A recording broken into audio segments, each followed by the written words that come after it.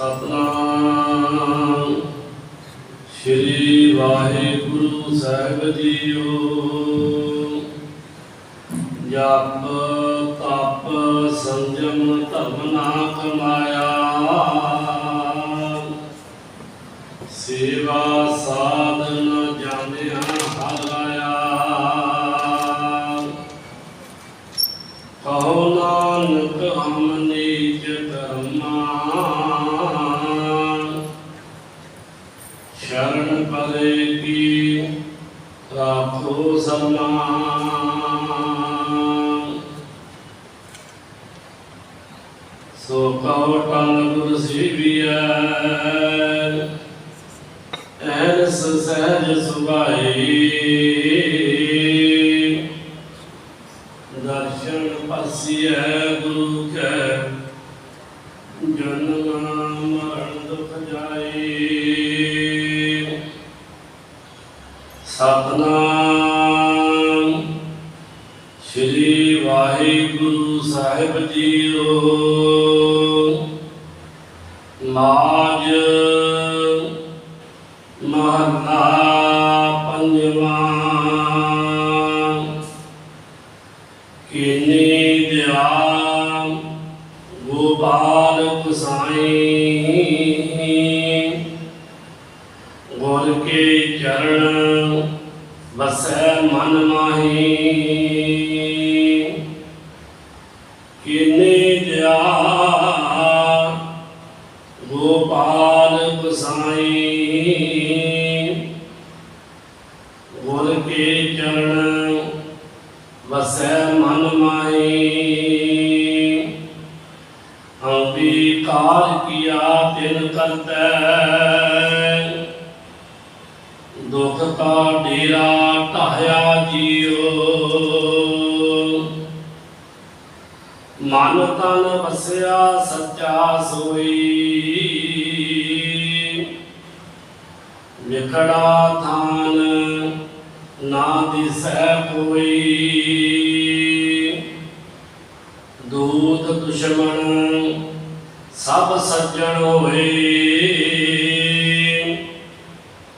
एको स्वामी आया जियो। जो किछ करे सो आपे आपै, बुद्ध सियाणप कछु न जापै। अपने संतानों आप सहाई, तब परम भुलावा लाया जियो। चरण कमल जनता आधारो, आठ पहर राम नाम वापारो।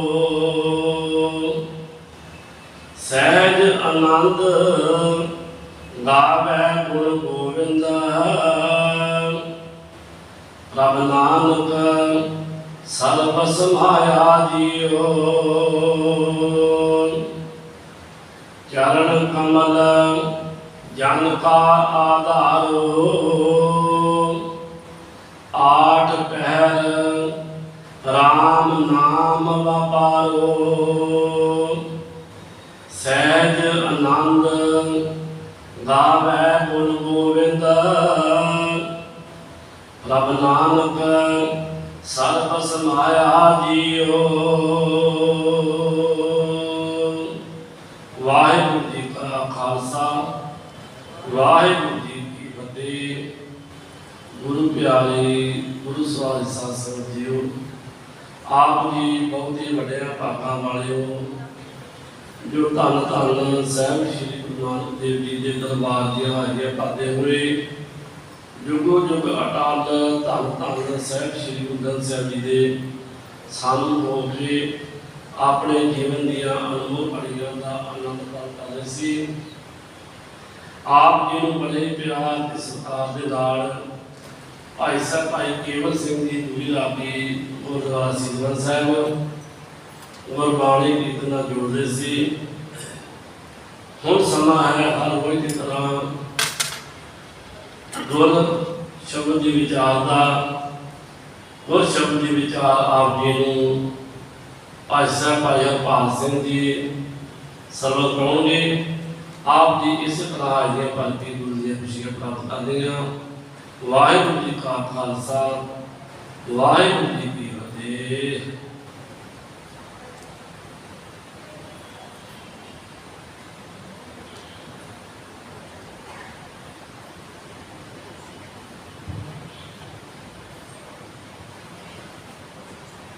एक ओंकार सतनाम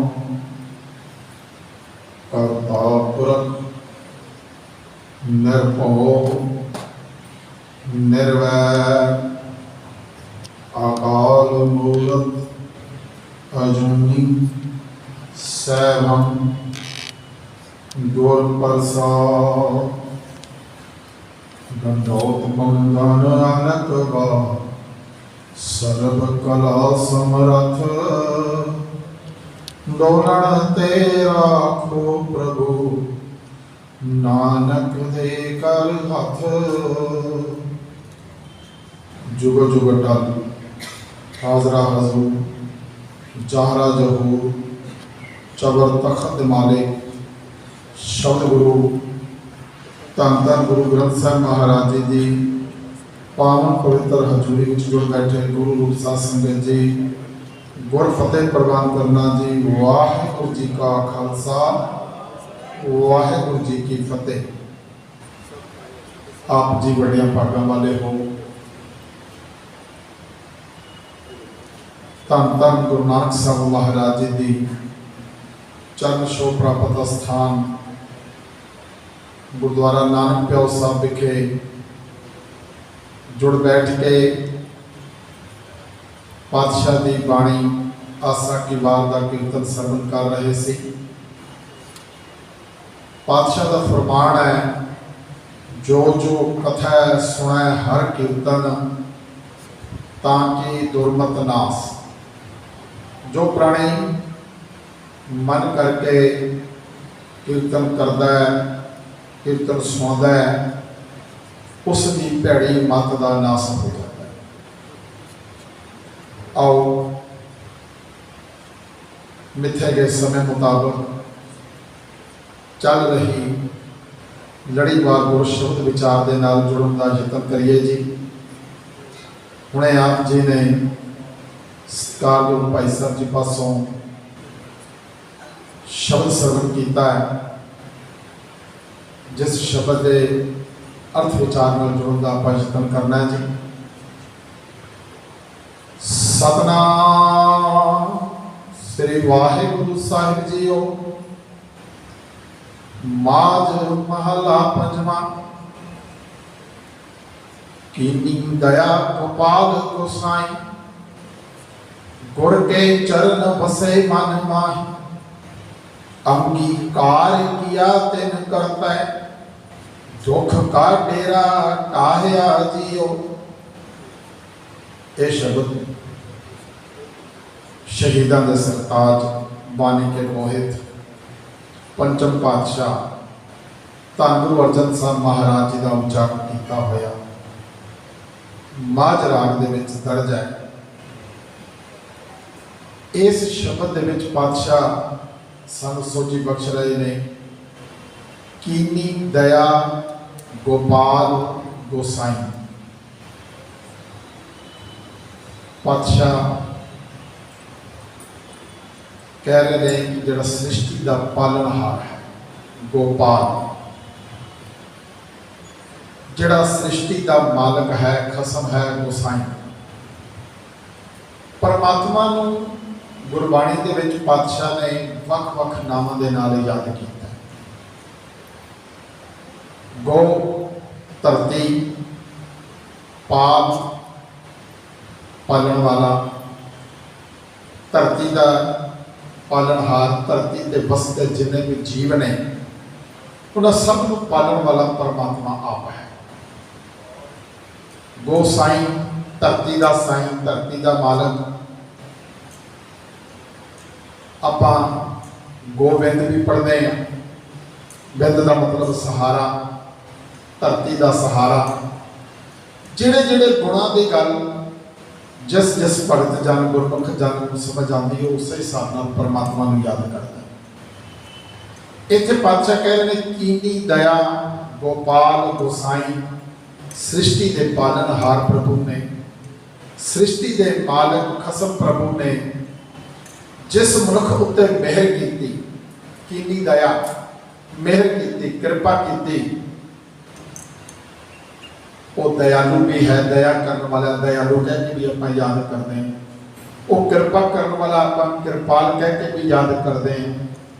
उस परमात्मा को वख वख नामां दे नाल आप याद करते हैं। पातशाह कहते उस परमात्मा ने, उस प्रभु ने, उस वाहिगुरू ने दया की है। जिस भी मनुख उत्ते दया की है, गुर के चरण वसे मन माही, उस दे मन में गुरु के चरण बस गए, पाप गुरु का उपदेश टिक गया। जिस उपर पातशाह ने दया की है, गुरु का उपदेश उसके हृदय में टिक गया। गुरु का उपदेश हृदय में टिक जाना बड़ी वड्डी गल है। आप एक शिकायत अज बड़ी वड्डी होती है साडे सारिਆਂ ਦੀ कि बाणी पढ़ते हैं पर बाणी में मन नहीं लगता। तो जब बाणी में मन नहीं लगता तो बाणी मन में टिकेगी किवें? ये सब कुछ पातशाह की कृपा के नाल ही हो सकता है। पातशाह कहते हैं जिस मनुख के उत्ते पातशाह ने दया की, परमात्मा ने दया की, गुर के चरण बसे मन माही, उसके मन में गुरु का उपदेश टिक गया है। गुरु के चरणा रूपी उपदेश टिक गया। मन टिकता नहीं, मन को टिकाना पैंदा। टिकेगा तो जो उस परमात्मा की कृपा के पात्र बनता, उसकी दया के पात्र बनता। आप पढ़ते हैं गुरबाणी में, पातशाह कहते हैं मन वस आवे नानका जे पूर्ण कृपा हो। जी उसकी कृपा हो जाए, जे उसकी दया हो जाए तो मन वस में आ जाए। मन वस में आ गया, मन टिक गया, मन दे विच गुरु का उपदेश टिक गया, गुरु का उपदेश हृदय में बस गया। तो ये बड़ी बड़ी अवस्था है। जो गुरु का उपदेश हृदय में बस जाए, गुरु का उपदेश टिक जाए, ये बड़ी बड़ी अवस्था है। नहीं तो मन तो भजदा रहता है। ये मन दह जिस धाम का मन तो इको समय 10 दिशावां वाले पासे भज जाता है। मन तो टिकता नहीं। मन टिकेगा, मन वस में आएगा जे परमात्मा की गुरु की कृपा हो। इत्थे पातशाह यही गल सानू समझा रहे हैं कि जिस मनुख उत्ते परमात्मा ने कृपा की है, उस दे हृदय में गुरु का उपदेश बस गया है, टिक गया है। अंगीकार किया तिन करता है, दुख का डेरा ढाया जियो। हुण उस करतार ने, परमात्मा ने प्रमाण कर लिया, अंगीकार कर लिया, अंगीकार कर लिया, प्रमाण कर लिया। प्रमाण कर लेना, अंगीकार कर लेना एक गल है। आप जो सिख इतिहास को पढ़ते हैं, धन गुरु नानक साहिब महाराज अपने जीवन के आखिरी समयां दे विच करतारपुर साहब की धरती ते जिथे खेती बाड़ी करते हैं, किरत का उपदेश देते हैं, उत्थे नाल संगतां नूं परमात्मा की बाणी नाल जुड़न का उपदेश भी बख्शते। हुण पातशाह जिहड़ा परमात्मा नाल जुड़न का उपदेश देते हैं, पातशाह कहते हैं कि बाणी के नाल संग पाओ। पातशाह ने बाणी दी है। पातशाह ने किसी शरीर नाल जुड़न का उपदेश नहीं दिता। पातशाह बाणी नाल जुड़न का उपदेश दे रहे। जो उदासियां में गए ने दूर दूर तक ते केवल बाणी दिखा। जो आप ये वेखते हैं उस समय के इतिहास में, पातशाह के इस हुक्म को मन के जो पातशाह के सिख ने वो बाणी नाल जुड़ते। ਬਾਣੀ ਪੜ੍ਹਦੇ ਨੇ ਔਰ ਬਾਣੀ ਦੇ ਨਾਲ ਆਪਣੀ ਸਾਂਝ ਨੂੰ ਵਧਾ ਰਹੇ ਨੇ ਤੇ ਉਹਨਾਂ ਕੋਲੋਂ ਬਾਣੀ ਸੁਣ ਕੇ ਹੋਰ ਗੁਰਸਿੱਖ ਬਾਣੀ ਨਾਲ ਜੁੜਦੇ ਨੇ। ਇਸੇ ਤਰ੍ਹਾਂ ਖਡੂਰ ਸਾਹਿਬ ਦੀ ਧਰਤੀ ਤੇ ਰਹਿਣ ਵਾਲੇ ਭਾਈ ਲਹਿਣਾ ਜੀ ਜੋ ਦੁਕਾਨਦਾਰੀ ਕਰਦੇ ਨੇ, ਪਰਿਵਾਰ ਦੀ ਰੀਤੀ ਮਰਿਆਦਾ ਮੁਤਾਬਕ ਹਰ ਸਾਲ ਦੇਵੀ ਦੇ ਦਰਸ਼ਨਾਂ ਨੂੰ ਵੀ ਜਾਂਦੇ ਨੇ। ਇੱਕ ਦਿਨ ਦੁਕਾਨ ਤੇ ਬੈਠੇ ਨੇ ਤੇ ਗੁਰੂ ਕਾ ਇੱਕ ਸਿੱਖ ਭਾਈ ਜੋਧ ਨਾਮ ਲਿਖਿਆ ਹੈ ਇਤਿਹਾਸ ਵਿੱਚ, ਉਹ ਆਪ ਜੀ ਪਾਸ ਆਏ ਨੇ ਤੇ ਬਾਣੀ ਪੜ੍ਹਦੇ ਪਏ। ਗੁਰੂ ਨਾਨਕ ਸਾਹਿਬ ਦੇ ਹੁਕਮ ਅਨੁਸਾਰ ਬਾਣੀ ਪੜ੍ਹ ਰਹੇ। ਹੁਣ ਉੱਥੋਂ ਉਹਨਾਂ ਕੋਲੋਂ ਭਾਈ ਲਹਿਣਾ ਜੀ ਨੇ ਬਾਣੀ ਸਰਵਣ ਕੀਤੀ ਤੇ ਬਾਣੀ ਸਰਵਣ ਕਰਦਿਆਂ ਮਨ ਦੇ ਵਿੱਚ ਕੁਝ ਸ਼ਾਂਤੀ ਮਹਿਸੂਸ ਹੋਈ। ਕੁਝ ਐਸੀ ਅਵਸਥਾ ਬਣੀ ਵੀ ਹੈ ਕਿ ਪੜ੍ਹ ਰਹੇ ਨੇ। ਉਸੇ ਵੇਲੇ ਪੁੱਛਿਆ ਕਿ ਭਾਈ ਸਾਹਿਬ ਕੀ ਪੜ੍ਹਦੇ ਪਏ, ਇਹ ਕਿਸ ਦਾ ਕਲਾਮ ਹੈ, ਇਹ ਕਿਸ ਦੀ ਰਚਨਾ ਹੈ? ਭਾਈ ਜੋਧ ਜੀ ਨੇ ਜਦੋਂ ਦੱਸਿਆ ਕਿ ਧੰਨ ਗੁਰੂ ਨਾਨਕ ਸਾਹਿਬ ਮਹਾਰਾਜ ਜੀ ਦੀ ਰਚਨਾ ਹੈ। ਗੁਰੂ ਨਾਨਕ ਸਾਹਿਬ ਕਿੱਥੇ ਮਿਲਣਗੇ? ਗੁਰੂ ਨਾਨਕ ਸਾਹਿਬ ਇਸ ਵਕਤ ਕਰਤਾਰਪੁਰ ਸਾਹਿਬ ਦੀ ਧਰਤੀ ਤੇ। ਹੁਣ ਮਨ ਵਿੱਚ ਫੈਸਲਾ ਕਰ ਲਿਆ, ਮਨ ਵਿੱਚ ਧਾਰ ਲਿਆ ਕਿ ਹੁਣ ਅਗਲੀ ਵਾਰ ਜਦੋਂ ਵੀ ਦੇਵੀ ਦੀ ਯਾਤਰਾ ਤੇ ਜਾਣਾ ਹੈ ਤਾਂ ਰਸਤੇ ਵਿੱਚ ਕਰਤਾਰਪੁਰ ਸਾਹਿਬ ਹੋ ਕੇ ਗੁਰੂ ਨਾਨਕ ਸਾਹਿਬ ਦੇ ਦਰਸ਼ਨ ਕਰਨੇ ਨੇ, ਮਿਲਣਾ। ਜਦੋਂ ਗਏ ਆਪਣੇ ਨਾਲ ਦੇ ਸਾਥੀਆਂ ਨੂੰ ਬਾਹਰ ਛੱਡਿਆ ਤੇ ਘੋੜੀ ਤੇ ਸਵਾਰ ਹੋ ਕੇ ਕਰਤਾਰਪੁਰ ਸਾਹਿਬ ਪਹੁੰਚੇ। ਅੱਗੇ ਕੀ ਦੇਖਦੇ ਨੇ? ਇੱਕ ਬਜ਼ੁਰਗ ਖੇਤਾਂ ਦੇ ਵਿੱਚ ਕੰਮ ਕਰਦੇ ਪਏ ਨੇ, ਖੇਤੀ ਕਰਦੇ ਪਏ। ਹੁਣ ਭਾਈ ਲਹਿਣਾ ਜੀ ਨੂੰ ਨਹੀਂ ਪਤਾ ਕਿ ਬਜ਼ੁਰਗ ਕੌਣ ਨੇ ਤੇ ਉਹਨਾਂ ਨੂੰ ਪੁੱਛਦੇ ਨੇ ਕਿ ਬਜ਼ੁਰਗੋ, ਮੈਂ ਗੁਰੂ ਨਾਨਕ ਸਾਹਿਬ ਨੂੰ ਮਿਲਣਾ ਹੈ। ਤੇ ਉਹ ਬਜ਼ੁਰਗ ਕਹਿੰਦੇ ਨੇ ਚਲੋ ਮੈਂ ਤੁਹਾਨੂੰ ਮਿਲਾ ਦਿੰਦਾ। ਭਾਈ ਲਹਿਣਾ ਜੀ ਘੋੜੀ ਤੇ ਸਵਾਰ ਨੇ, ਉਹਨਾਂ ਨੇ ਘੋੜੀ ਦੀ ਵਾਗ ਨੂੰ ਪਕੜਿਆ ਤੇ ਲੈ ਗਏ। ਜਿੱਥੇ ਗੁਰੂ ਨਾਨਕ ਸਾਹਿਬ ਮਹਾਰਾਜ ਰਹਿ ਰਹੇ ਨੇ ਉੱਥੇ ਲੈ ਗਏ ਨੇ ਤੇ ਕਹਿੰਦੇ ਘੋੜੀ ਉੱਥੇ ਬੰਨ੍ਹ ਦਿਓ, ਉੱਥੇ ਨਲਕਾ ਲੱਗਿਆ, ਉੱਥੋਂ ਪਾਣੀ ਦੇ ਲੈ ਲਓ, ਹੱਥ ਨੂੰ ਧੋ ਲਓ ਤੇ ਉਸ ਕਮਰੇ ਵਿੱਚ ਚਲੇ ਜਾਓ, ਸਾਹਮਣੇ ਉੱਥੇ ਗੁਰੂ ਨਾਨਕ ਸਾਹਿਬ ਮਿਲਣਗੇ। ਭਾਈ ਲਹਿਣਾ ਜੀ ਨੇ ਉਸੇ ਤਰ੍ਹਾਂ ਹੀ ਕੀਤਾ। ਜਦੋਂ ਅੰਦਰ ਗਏ ਤਾਂ ਭਾਈ ਲਹਿਣਾ ਜੀ ਬੜੇ ਹੈਰਾਨ ਹੋਏ, ਅੱਖਾਂ ਵਿੱਚ ਹੰਝੂ ਆ ਗਏ ਕਿ ਉਹ ਬਜ਼ੁਰਗ ਆਪ ਹੀ ਉੱਥੇ ਬੈਠੇ ਨੇ, ਉਹ ਆਪ ਹੀ ਧੰਨ ਗੁਰੂ ਨਾਨਕ ਸਾਹਿਬ ਮਹਾਰਾਜ ਨੇ। ਹੁਣ ਜਦੋਂ ਧਰਮ ਦੀ ਦੁਨੀਆ ਵਿੱਚ ਜਿਹੜਾ ਵਿਅਕਤੀ ਧਰਮ ਨੂੰ ਮੰਨਣ ਵਾਲਾ ਹੈ, ਉਹ ਜਿਸ ਨੂੰ ਆਪਣਾ ਗੁਰੂ ਮੰਨਦਾ ਹੈ, ਜਿਸ ਨੂੰ ਆਪਣਾ ਉਸਨੇ ਪ੍ਰਵਾਨ ਕੀਤਾ ਹੈ, ਤੇ ਮਨ ਵਿੱਚ ਬੜਾ ਇੱਕ ਅਫਸੋਸ ਪ੍ਰਗਟ ਹੋਇਆ ਵੀ ਇਹ ਕੀ ਕੀਤਾ ਮੈਂ ਘੋੜੀ ਤੇ ਚੜਿਆ ਆ ਗਿਆ ਤੇ ਅੱਗੇ ਕਿ ਗੁਰੂ ਨਾਨਕ ਸਾਹਿਬ ਮੇਰੇ ਘੋੜੀ ਦੀ ਬਾਤ ਨੂੰ ਫੜ ਕੇ ਲੈ ਕੇ ਆਏ ਨੇ, ਮੈਨੂੰ ਮੇਰੇ ਪਾਸੋਂ ਬੜੀ ਵੱਡੀ ਗਲਤੀ ਹੋ ਗਈ। ਇਸ ਗੱਲ ਦਾ ਮਨ ਵਿੱਚ ਅਫਸੋਸ ਜਤਾ ਰਹੇ। ਗੁਰੂ ਨਾਨਕ ਸਾਹਿਬ ਪੁੱਛਦੇ ਨੇ ਪੁਰਖਾ ਕੀ ਹੋਇਆ ਹੈ? ਕਹਿੰਦੇ ਮਹਾਰਾਜ ਬੜੀ ਵੱਡੀ ਅਵਗਿਆ ਹੋ ਗਈ ਹੈ, ਭੁੱਲ ਹੋ ਗਈ ਹੈ ਕਿ ਮੈਂ ਘੋੜੀ ਤੇ ਚੜਿਆ ਆਇਆ ਤੇ ਤੁਸੀਂ ਅੱਗੇ ਅੱਗੇ ਮੇਰੇ ਚੱਲ ਕੇ ਆਏ। ਪਾਤਸ਼ਾਹ ਫਿਰ ਮੁਸਕਰਾ ਕੇ ਪੁੱਛਿਆ ਪੁਰਖਾ ਤੇਰਾ ਨਾਂ ਕੀ ਹੈ? ਕਹਿੰਦੇ ਜੀ ਮੇਰਾ ਨਾਮ ਹੈ ਲਹਿਣਾ। ਤੇ ਪਾਤਸ਼ਾਹ ਕਹਿੰਦੇ ਕੋਈ ਨਹੀਂ, ਲਹਿਣੇਦਾਰ ਘੋੜੀਆਂ ਤੇ ਚੜ ਕੇ ਆਉਂਦੇ।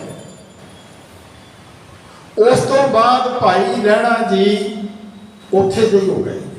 ਸੰਦੇਸ਼ਾ ਭੇਜ ਦਿੱਤਾ ਆਪਣੇ ਸਾਥੀਆਂ ਨੂੰ ਵੀ ਹੁਣ ਮੈਂ ਕਿਤੇ ਨਹੀਂ ਜਾਣਾ, ਮੈਨੂੰ ਟਿਕਾਣਾ ਮਿਲ ਗਿਆ, ਮੈਂ ਹੁਣ ਇੱਥੇ ਹੀ ਰਹਿਣਾ। ਤੇ ਉੱਥੇ ਰਹਿ ਕੇ ਗੁਰੂ ਨਾਨਕ ਸਾਹਿਬ ਮਹਾਰਾਜ ਜੀ ਦੀ ਸੇਵਾ ਕੀਤੀ। ਗੁਰੂ ਨਾਨਕ ਸਾਹਿਬ ਮਹਾਰਾਜ ਜੀ ਦੇ ਹਰ ਹੁਕਮ ਨੂੰ ਮੰਨਿਆ। ਐਸੇ ਐਸੇ ਹੁਕਮ ਇਤਿਹਾਸ ਵਿੱਚ ਆਪਾਂ ਪੜ੍ਹਦੇ ਹਾਂ। ਅੱਧੀ ਰਾਤ ਦਾ ਸਮਾਂ, ਬਰਸਾਤ ਹੋ ਰਹੀ ਹੈ ਤੇ ਉਸ ਧਰਮਸ਼ਾਲਾ ਦੀ ਦੀਵਾਰ ਡਿੱਗ ਪੈਂਦੀ ਹੈ। ਪਾਤਸ਼ਾਹ ਕਹਿੰਦੇ ਨੇ ਹੁਣੇ ਦੀਵਾਰ ਨੂੰ ਉਸਾਰੀ ਜਾਵੇ।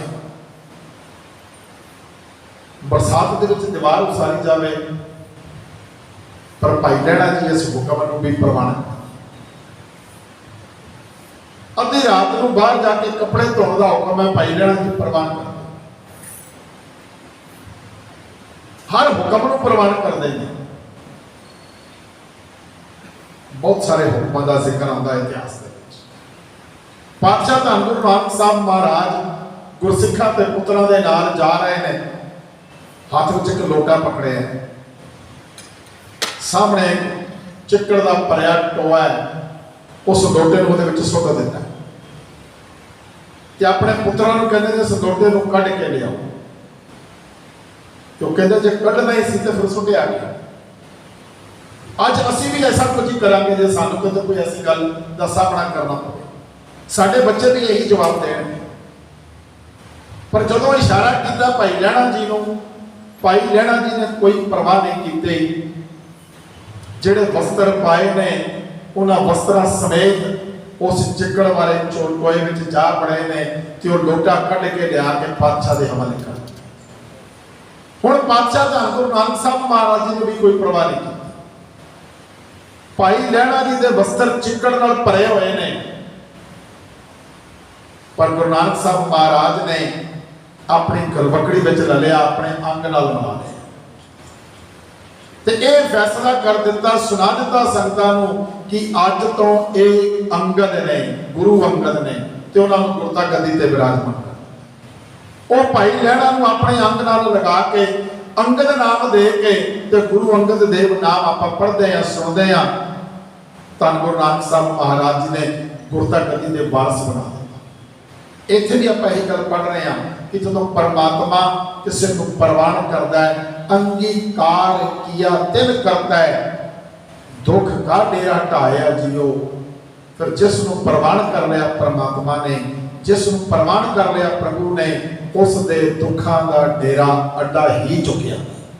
उहदे सारे दुख नाश हो, उहदे अंदर दुख ही दुख ने, सुख ही सुख ने, जिहड़े दुख सी वो सुख बन गए। आपां कल भी पढ़िया सी, कल के शब्द विच भी आपां इह गल पढ़ी सी, सभे सुख पए प्रभ तुठे। जदों परमात्मा प्रसन्न हो गया, जदों परमात्मा ने प्रवान कर लिया तो फिर सब सुख ही सुख। दुख का डेरा ढह गया। अंगीकार किया तिन करता है, दुख का डेरा ढाया जियो। वो दुख के जिहड़े अड्डे बने पे ने, वो दुख जिहड़ा टिकिया पिया वो सारा खत्म हो गया, हुण सुख है। हुण ऐसी अवस्था बन गई कि जिस चीज को दुनिया दुख समझती है वो भी सुख लगता पिया। दुख सुख दोनों समकर जाने वाली गल हो गई। हुण कोई फर्क नहीं रह गया। हुण दुखों तो परेशान होने वाली कोई अवस्था नहीं रह गई है, वो खत्म हो गई वो अवस्था। पातशाह के कहते ने, मन तन वसया सच्चा सोई, बिखड़ा थान ना दिसै कोई। दूत दुश्मन सब सज्जन होए, एको स्वामी आहया जियो। जिस मनुख दे मन विच, जिस मनुख दे शरीर विच वो सदा ठहर रहने वाला, वो हमेशा कायम रहने वाला परमात्मा वस पाए।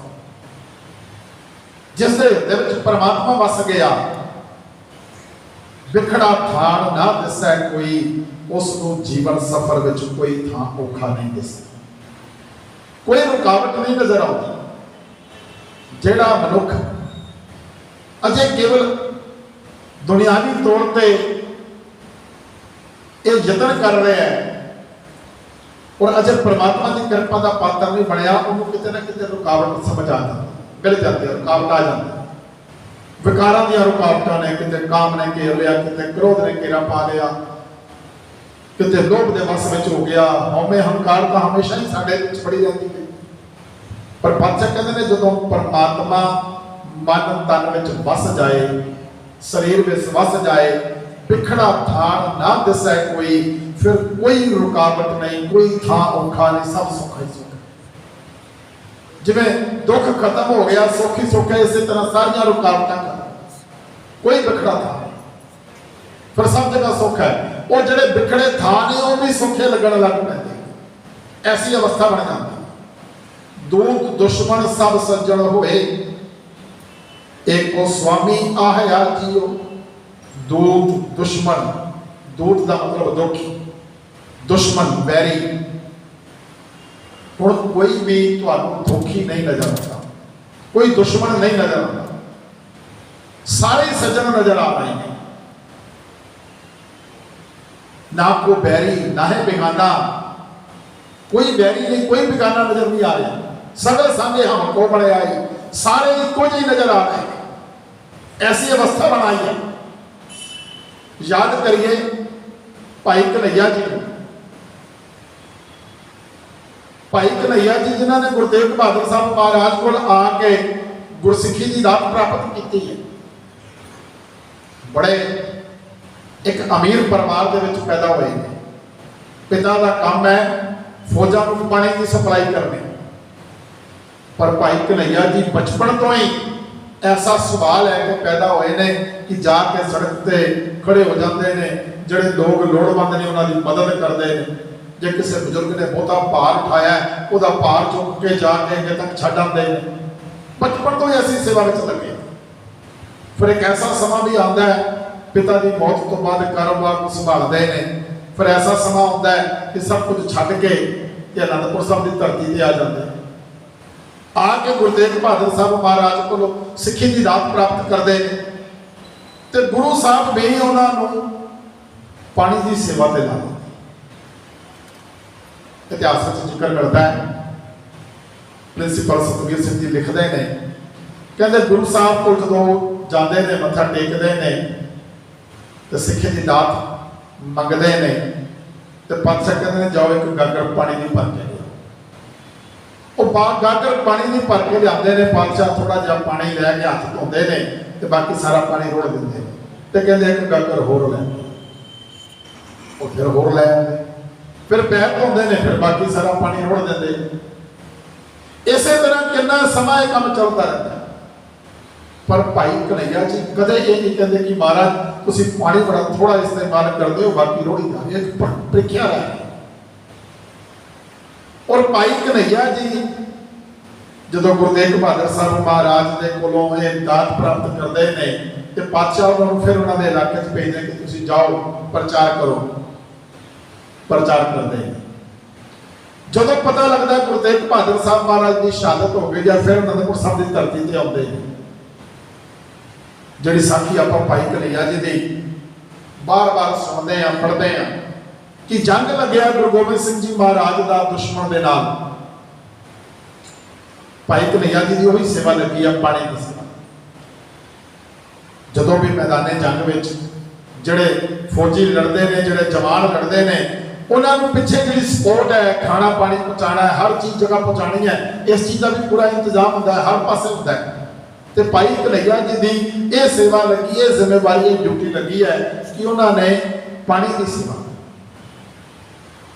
पर जो भाई कन्हैया जी पानी की सेवा कर रहे हैं तो केवल गुरसिख फौजियों को नहीं, वो जो गुरसिखा के नाल लड़ रहे हैं, जो दुश्मन फौजी ने उन्होंने भी जल छका है, उन्होंने भी जल छका है।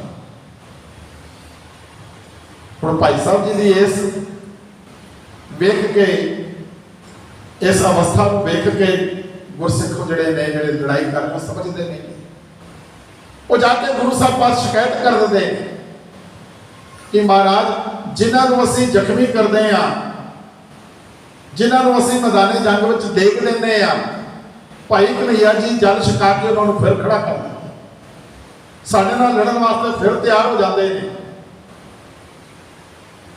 भाई कन्हैया जी को बुलाया पातशाह, भाई कन्हैया जी ने पूछा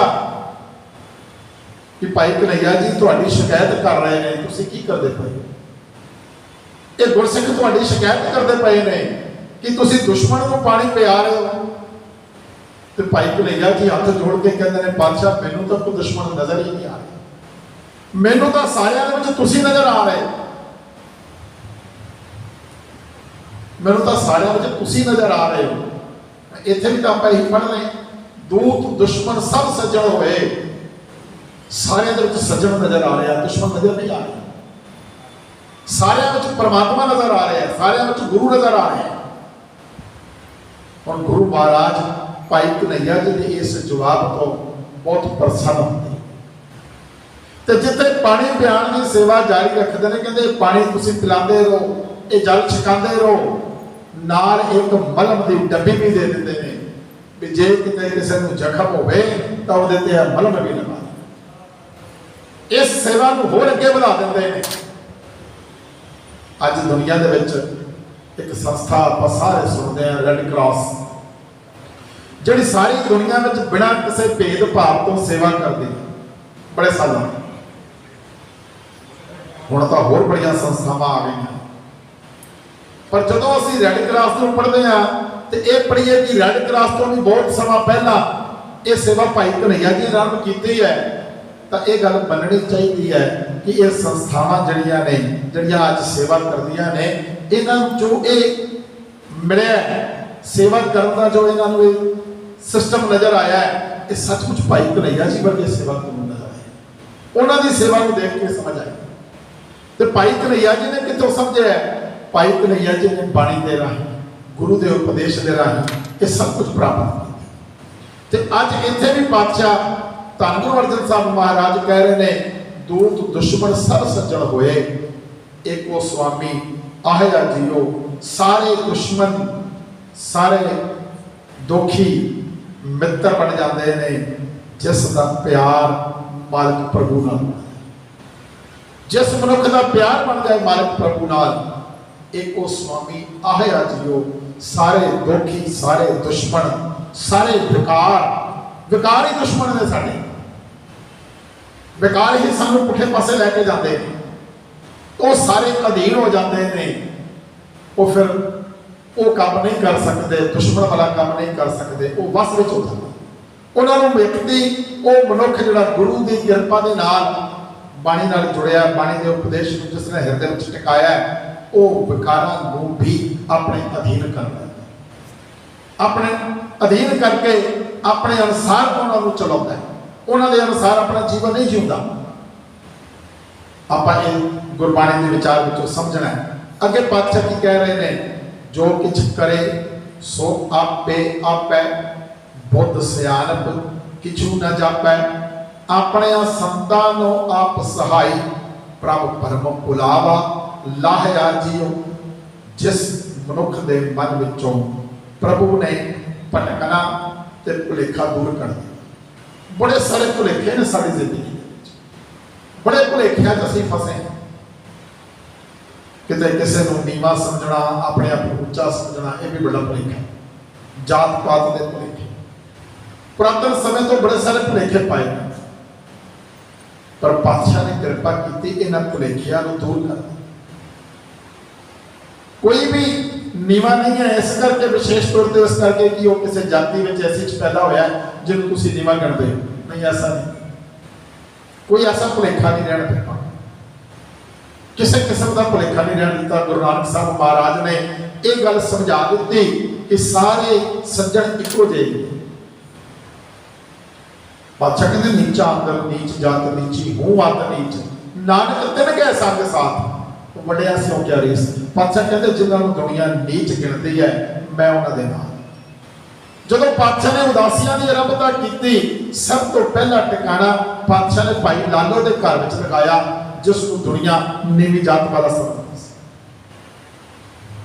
ਪਾਤਸ਼ਾਹ ਨੇ ਸਾਰੇ ਭੁਲੇਖੇ ਦੂਰ ਕਰ ਦਿੱਤੇ, ਇਹਨਾਂ ਭੁਲੇਖਿਆਂ ਵਿੱਚੋਂ ਕੱਢ ਦਿੱਤਾ। ਇਹ ਜਿਹੜੇ ਭੁਲੇਖੇ ਮਨ ਵਿੱਚ ਵਸੇ ਪਏ ਨੇ, ਕਿਤੇ ਇਸਤਰੀ ਨੂੰ ਨੀਵਾਂ ਸਮਝਿਆ ਜਾ ਰਿਹਾ, ਕਿਤੇ ਉਸ ਹੋਰ ਲੋਕਾਂ ਨੂੰ ਨੀਵਾਂ ਸਮਝਿਆ ਜਾ ਰਿਹਾ, ਪਾਤਸ਼ਾਹ ਨੇ ਇਹਨਾਂ ਭੁਲੇਖਿਆਂ ਤੋਂ ਦੂਰ ਕਰ ਦਿੱਤਾ। ਜਿਸ ਮਨੁੱਖ ਦੇ ਮਨ ਵਿੱਚੋਂ ਅਜਿਹੇ ਭਰਮ ਭੁਲੇਖੇ ਦੂਰ ਹੋ ਗਏ, ਪਾਤਸ਼ਾਹ ਕਹਿੰਦੇ ਨੇ, ਫਿਰ ਇਹ ਉਸ ਨੂੰ ਨਿਸ਼ਚਾ ਹੋ ਗਿਆ, ਉਸ ਨੂੰ ਇਹ ਭਰੋਸਾ ਹੋ ਗਿਆ ਕਿ ਜੋ ਕੁਝ ਕਰੇ ਸੋ ਆਪੇ ਆਪੈ। ਜੋ ਕੁਝ ਪ੍ਰਭੂ ਕਰਦਾ ਹੈ ਉਹ ਆਪਣੇ ਆਪ ਤੋਂ ਆਪ ਹੀ ਕਰਦਾ ਹੈ। ਪਰਮਾਤਮਾ ਜੋ ਕੁਝ ਕਰਦਾ ਹੈ ਉਹ ਆਪ ਹੀ ਕਰਦਾ, ਉਹ ਕਿਸੇ ਕੋਲੋਂ ਸਲਾਹ ਨਹੀਂ ਲੈਂਦਾ, ਉਹ ਆਪ ਕਰਦਾ। ਉਸ ਪਰਮਾਤਮਾ ਨੇ ਜੋ ਕੁਝ ਕਰਨਾ ਹੈ, ਜੋ ਕੁਝ ਵੀ ਹੋ ਰਿਹਾ ਹੈ ਇੱਥੇ, ਉਸ ਪਰਮਾਤਮਾ ਦੇ ਹੁਕਮ ਵਿੱਚ ਹੋ ਰਿਹਾ। ਉਸ ਪਰਮਾਤਮਾ ਦੇ ਹੁਕਮ ਤੋਂ ਬਾਹਰ ਕੁਝ ਵੀ ਨਹੀਂ ਹੋ ਰਿਹਾ। ਹੁਕਮ ਹੈ ਅੰਦਰ ਸਭ ਕੋ, ਬਾਹਰ ਹੁਕਮ ਨਾ। ਉਸ ਦੇ ਹੁਕਮ ਤੋਂ ਬਾਹਰ ਕੁਝ ਵੀ ਨਹੀਂ। ਜੋ ਕੁਝ ਵੀ ਵਾਪਰ ਰਿਹਾ, ਜੋ ਸਾਨੂੰ ਨਜ਼ਰ ਆ ਰਿਹਾ, ਜੋ ਅਸੀਂ ਸੁਣਦੇ ਪਏ ਹਾਂ, ਸਭ ਕੁਝ ਉਸ ਦੇ ਹੁਕਮ ਵਿੱਚ। ਜੋ ਕੁਝ ਕਰੇ ਸੋ ਆਪੇ ਆਪੈ, ਬੁੱਧ ਸਿਆਣਪ ਕਿਛੂ ਨਾ ਜਾਪੈ। ਉਸ ਦੇ ਕੰਮਾਂ ਵਿੱਚ ਕਿਸੇ ਹੋਰ ਦੀ ਅਕਲ ਜਾਂ ਚਤਰਾਈ ਕੰਮ ਨਹੀਂ ਕਰਦੀ। ਉਸ ਦੇ ਕੰਮ ਵਿੱਚ ਕੋਈ ਕਿਸੇ ਦੀ ਅਕਲ ਜਾਂ ਚਤਰਾਈ ਕੰਮ ਨਹੀਂ ਕਰਦੀ। ਕੋਈ ਕਹੇ ਜੀ ਮੇਰੀ ਬੜੀ ਸਿਆਣਪ ਹੈ, ਮੈਂ ਬੜਾ ਸਿਆਣਾ, ਮੇਰੀ ਬੁੱਧੀ ਬਹੁਤ ਤੇਜ਼ ਹੈ, ਹੋ ਸਕਦੀ ਹੈ, ਇਹ ਵੀ ਉਸ ਦੀ ਕਿਰਪਾ ਨਾਲ ਹੋਈ, ਇਹ ਵੀ ਉਸ ਦੀ ਕਿਰਪਾ ਦੇ ਕਾਰਨ ਹੈ। ਉਹ ਪਰਮਾਤਮਾ जिसने प्रमुख भुलेखे दूर कर दिते हैं। जो प्रमुख भुलेखे दूर हो गए, कि निश्चय हो गया कि जो कुछ कर रहा वो आप कर रहा है, किसी की चतुराई इत्थे नहीं करती। कोई बंदा कहे कि मैं अपनी चतुराई नाल कर दिता है, नहीं, उसका हुक्म है तो तू चतुर है, उसका हुक्म है तो तेन तेरी बुद्धि ठीक हुई है। नहीं तो बुद्धि जो पुठे पासे भी चली जाए तो बहुत कुछ बिगाड़ भी देती है। ये भी उसका हुक्म है, ये सब कुछ उसके हुक्म में ही हो रहा है। तू कहे मैं अपनी चतुराई नाल कुछ कर लिया, नहीं, ये मन चंचला चतुराई कहना ना पाया, चतुराई नाल कोई नहीं प्राप्ति कर सकता। सहस सियाणपा लख होए तां इक ना चले नाल, भावें हज़ारां लखां सियाणपा तेरे कोल होण पर उस परमात्मा की दरगाह दे विच एक भी नहीं चले। ये सियाणपा ये चतुराइयां इस दुनिया दे विच चल सकदियां नहीं। इस दुनिया में किसी को अपने पिछे लाण लई कोई व्यक्ति चतुराई कर सकता है, सियाणप नाल कर सकता है, पर वो परमात्मा जो कुछ कर रहा है वो आप ही कर रहा है। उसके किसी काम में किसी होर दी चतुराई या बुद्धि या अकल काम नहीं करती। तो वो परमात्मा अपने संत जना वास्ते आप सहाय होता है, आप सहाय होता है। जिहड़े गुरमुख जन जिन्होंने प्रभु के उत्ते भरोसा किया है, जिन्होंने और किसी से भरोसा नहीं किया, केवल प्रभु से भरोसा किया, वही कहते हैं एक वो है भाई, एक वो है साहिब मेरा, एक वो है, किसी होर दे नाल नहीं। तो जिहड़ा प्रभु से भरोसा करता है, परमात्मा से भरोसा करता है, परमात्मा आप उन्होंने सहाय होता है। 2 दिन पहले आप होली का त्यौहार देखे, होले महल्ले का त्यौहार मनाया। होली के त्यौहार का मिथिहासक तौर पर की आप पढ़ते हैं कि भगत प्रहलाद जिसको परमात्मा उत्ते भरोसा है, परमात्मा ते निश्चय है, वो अपने पिता के हुक्म को भी मनण तो इनकारी हो जाता, जिहड़ा कहता कि सब कुछ मैं ही हाँ। वो अपनी सियाणप दिखानी चाह रहा, अपनी अकल, पर भगत प्रहलाद परमात्मा ते भरोसा करता है। तो फिर अंत जिहड़ा भगत परमात्मा ते प्रभु ते भरोसा करता है, परमात्मा उसका सहाय हो निकलता है। वो उस अग विचों भी बच जाता है जिस अग विच बिठा के उसको साड़न का, खत्म करने का यतन किया। ये गल आप समझनी है। पातशाह कहते हैं इस शब्द के अखीरले पदे दे विच, चरण कमल जन का आधारो, 8 पहर राम नाम वापारो, सहज आनंद गावे गुण गोबिंद, प्रभु नानक सर्व समाया जियो। परमात्मा के सोने चरण, परमात्मा का उपदेश, प्रभु के सेवकों की जिंदगी का आसरा बन जाता। गुरु का उपदेश, प्रभु का उपदेश सेवक की जिंदगी का आसरा बन जाता। उस उपदेश के आसरे ही सारा जीवन उन्होंने लगता है। वो होर किसी से भरोसा नहीं करते, वो केवल परमात्मा के सहारे थे। मानो की टेक बिरथी सब जान, देवल को एक है भगवान। वो किसी मनुख की टेक, मनुख का आसरा नहीं प्रमाण करते। उन्होंने पता है कि सब कुछ देने वाला एक परमात्मा ही है और कोई नहीं। उस परमात्मा के नाल जुड़े हैं। उन्होंने अपनी जिंदगी का आसरा उस परमात्मा को, परमात्मा के नाम को बनाया, परमात्मा के उपदेश को बनाया, जिस हृदय में परमात्मा के नाम का वासा हो गया। उसको होर किसी की जरूरत भी नहीं रह जाती। उसके लिए ये सब तो बड़ी दात है। परमात्मा का नाम जो मिल गया है, ये सब तो बड़ी दात है। परमात्मा के नाम नाल जो सांझ पै गई, होर कुछ भी नहीं है। जिन्हें परमात्मा के नाम नाल सांझ नहीं पाई, गुरु तेग बहादुर साहब महाराज कहते हैं, गुण गोबिंद गायो नहीं जन्म अकारथ की। जिसने परमात्मा के गुणों नहीं गाया, सांझ नहीं पाई, उन्हें अपना जन्म व्यर्थ हुआ। तो गुरु तेग बहादुर साहब महाराज के श्लोकों में फिर अगे जाके कहते हैं, राम नाम और मैं गयो जाके सामने कोई। जिसने परमात्मा के नाम को हृदय में टिका लिया है, उसकी बराबरी कोई नहीं कर सकता। जिसने उपदेश को टिका लिया है, उसकी जिंदगी का आसरा बन जाता है। इतने भी पातशाह यही गल कह रहे हैं, चरण कमल जन का आधारो, 8 पहर राम नाम वापारो। वो सेवक 8 पहर, 8 पहर का मतलब है दिन रात 24 घंटे लगातार बिना किसी ब्रेक तो, कोई विशेष समा नहीं, हर समय अठे पहर परमात्मा का नाम बनते हैं, व्यापार करते हैं। पाप वो परमात्मा के नाम को हमेशा अपने हृदय में टिका के, चाहे वो कुछ भी कर रहे हैं, व्यापार कर रहे हैं, कारोबार कर रहे हैं, नौकरी कर रहे हैं, कितने भी कर रहे हैं, खा रहे हैं, सो रहे हैं, उन्होंने हृदय में परमात्मा का नाम चल रहा है। परमात्मा के नाम तो एक छिन लई भी, एक पल लई भी वो दूर नहीं। 8 पहर राम नाम व्यापार, तो जड़े परमात्मा के नाम का व्यापार करते हैं, परमात्मा के नाम का व्यापार आप जपजी साहब च रोज पढ़ते हैं कि वो नाम का जो व्यापार है उसकी कोई कीमत नहीं, वो अमुल है, अमुल व्यापार है, उसकी कोई कीमत नहीं है। दुनिया में हर व्यापार की, हर कारोबार की कितने ना कितने कोई कीमत है, कीमत नाल तय किया जाता है। पर जो परमात्मा के नाम का साज बना पे, परमात्मा के नाम का वणज बन जाए, तो फिर उसकी कोई कीमत नहीं, तो वो लगातार चलता भी है। दुनियावी व्यापार का समा हो सकता है, पर इसका कोई समा नहीं है।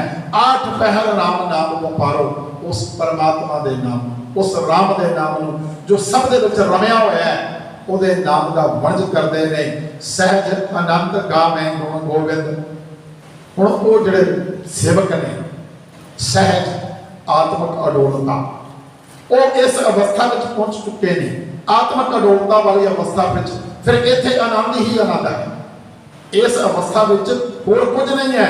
आप शब्द की आरंभता में पढ़ के आए हैं, दुख का डेरा ढाया जियो, दुख खत्म हो गए ने, हुण आनंद ही आनंद है, आनंद ही बाणदे ने। गावे गुण गोविंद, ते परमात्मा दे प्रभु दे गुण गाए, गुण गाए। पहली पंक्ति में गोपाल ते गोसाई शब्द का इस्तेमाल किया पातशाह, परमात्मा को याद करने।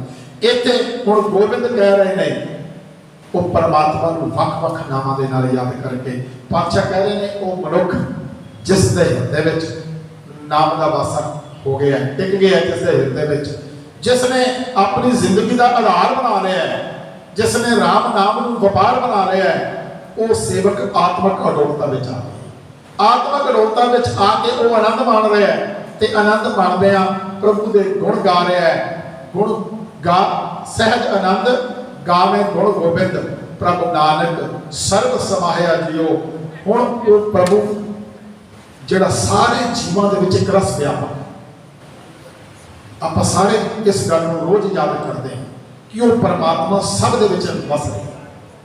जदों आप गुरबाणी का पहला अखर पढ़ते हैं, एक ओंकार, एक ओंकार का अर्थ यही है कि वो परमात्मा एक है, पर वो लगातार सब दे विच एक रस व्यापक है, सब दे विच मौजूद है।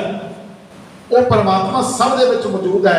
उस परमात्मा के गुण गा रहे हैं, उस परमात्मा के गुणों को हृदय में वसा के आत्मक अडोलता में रह के आनंद मान रहे हैं, परमात्मा के गुण गा रहे हैं। क्योंकि शब्द की जो आप आरंभता पढ़ीए तो आरंभता के पातशाह ये गल सानू समझाते हैं कि नी दया गोपाल गोसाई।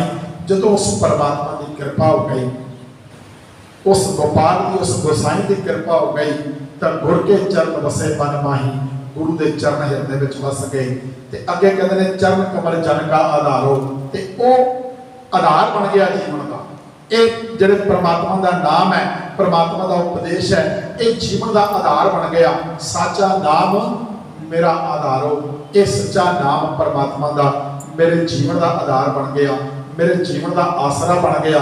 तो इस आसरे दे करके आत्मक अडोलता बनाई, इस आसरे दे करके आत्मक आनंद पैदा हो गया। आनंद ही आनंद है।